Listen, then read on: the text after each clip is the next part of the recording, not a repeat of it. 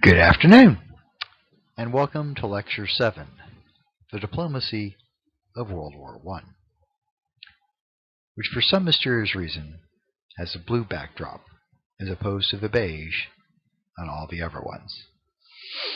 You can blame the original creator for the gunshots that they appear in your recording. So this is the first time I've tried this. We'll see how it works. You should be able to play this because you all have access to PowerPoint through your Office 365 suite in your student resources. So let's give it a shot. We'll see how this works. So switch slides to slide 1.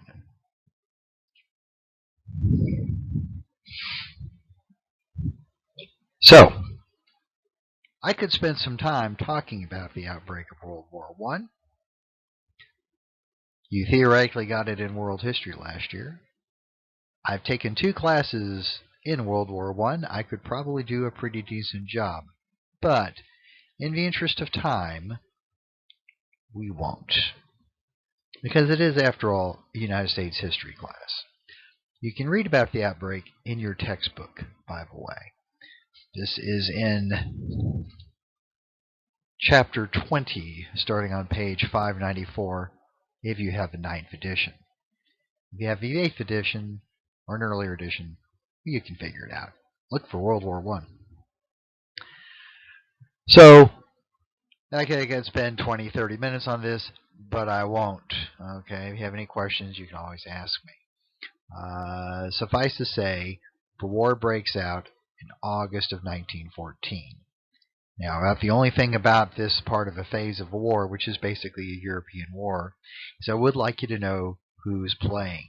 Okay? So we have the Allies.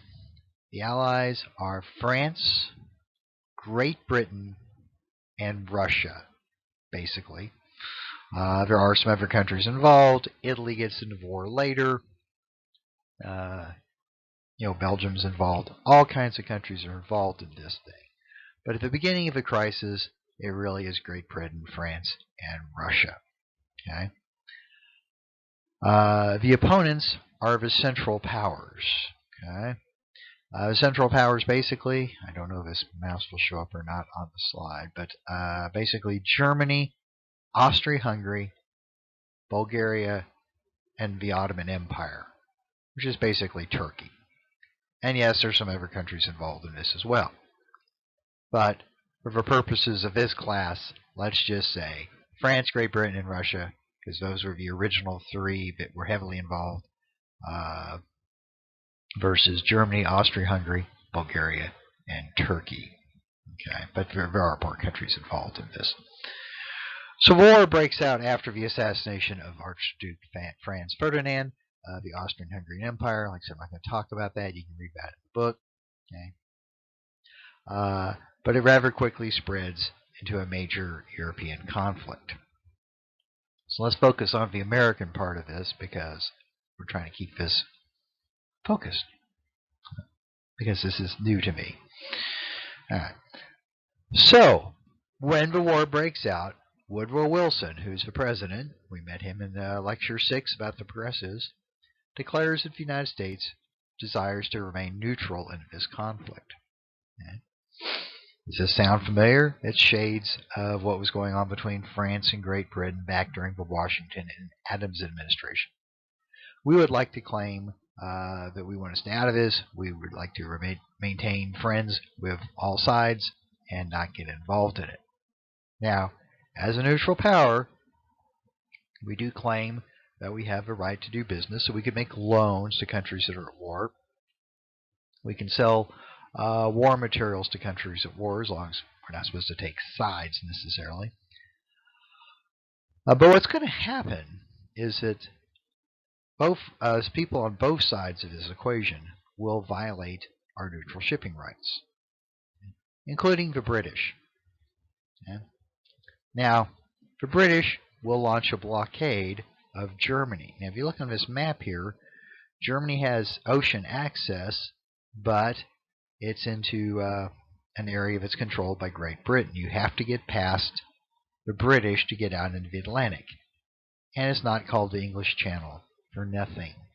The British Royal Navy effectively bottles up Germany, bottles up the German naval fleet, and trade is, going into Germany is subject to being stopped and searched and seized. So if the United States is trying to sell anything to Germany, we'll find that the British Navy will stop it, intercept it, declare that it's being blockaded, confiscate the goods, take it into an English port, British port, issue a receipt, and the British basically, it's like, well, we can sort all this out after the war. And so the British are messing with our ability to trade with Germany. Next slide. Editorial cartoon here. U.S. has commercial shipping interests all over the world. All right, let's get on with the blockade problem. Now, the Germans would like to also try to blockade Great Britain. Great Britain's bringing in goods from its Commonwealth countries, parts of the British Empire. I don't know if the Commonwealth actually existed then. Anyway, Australia, Canada, British possessions all over the world, the British Empire can send goods and supplies into Great Britain. So just like Great Britain can blockade the North Sea to keep goods from getting to Germany, the Germans will try to blockade goods to keep them from getting to Great Britain. Because there is one type of German ship that can get out of the North Sea, out into the Atlantic, and try to stop goods going into Great Britain. And that is the U-boat, the Unterseeboot, the underwater boat, which is a new technology at the time. We call it a submarine. It talks about this in the book. I glanced before I started this. Now here's the problem. Under the kind of unwritten international rules of maritime war, if you're enforcing a blockade on a country, if you stop a civilian ship like a cargo ship or a ship from a neutral country, you're supposed to board the ship, check the goods, see if they're actually prohibited materials, guns, ammunition, whatever, and decide what to do. Now, you can, if you decide that these goods need to be confiscated or stopped from shipment, you have several options. You could put a prize crew aboard the ship and sail the ship to a neutral port and have the crew interned, put off safely, and have the goods, interned as well. That's kept under wrap and key. Or you could provide for the safety of the crew by taking them aboard your ship and sinking the cargo ship. This is how things supposedly worked in maritime warfare. And the Germans did have a few surface raiders, ships that sailed around intercepting British cargoes, and they would try to play by these rules. They could put crewmen aboard a ship, a British ship, sail it to a port, or they could take the British crew captive and then drop them off safely in a port. Problem is, a submarine can't play by these rules. The new technology doesn't fit into the old ancient rules. Okay? Submarines are relatively small. They're not large enough to take a civilian crew aboard. If the Germans stop a British cargo ship or a neutral cargo ship going into Great Britain, they really can't take the crew aboard. They don't have room aboard the submarine. They also don't have a big enough crew aboard the submarine to put it aboard the cargo ship and sail it to its destination. Right? So the submarines really have no alternative to enforce the blockade other than to sink the ship. Now they're supposed to provide for the safety of the crew. And so, very early in the war, they would sometimes try to do this. They might stop a ship. The submarine might stop a ship. They surface, okay. Maybe fire a warning shot from the deck gun, okay. If they decide they need to sink the ship, you give the crew 30 minutes to evacuate, get in the lifeboats, you'll put some supplies aboard, you point them to the nearest land, and then you sink the ship. Okay? And German submarines will occasionally try to do things this way. Now the problem is the British quickly figure out that Their ships are subject to being stopped by German submarines and attacked, and so the British will start to arm their ships. Okay? Now, a submarine is not a particularly fearsome warship in some ways. I mean, it has the torpedo tubes, of course, but when they're on the surface, they only have usually one big gun. They're very low in water. They're already practically sunk because they're submarines.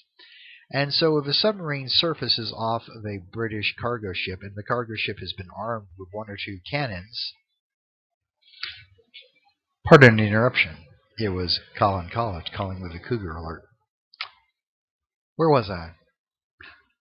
If a British ship is armed with one or two cannons and a submarine surfaces off the side of the ship, if the submarine gets into a gun battle with the cargo ship actually has a pretty reasonable chance of success. They're going to actually outgun the submarine. And so submarines quickly kind of realize that the only way for them to survive is to attack from underwater using torpedoes. So, early in the war, they might surface, use the deck gun, let the crew evacuate, use the deck gun to sink the ship or torpedo. But increasingly, as time goes on, your first inkling that there's a German submarine in the area is when a submarine torpedo explodes against the side of your ship. This lets water in, which is a bad thing. Right? This is called unrestricted submarine warfare. Unrestricted submarine warfare. Actually, I think that's on the next slide. Let's change the slide.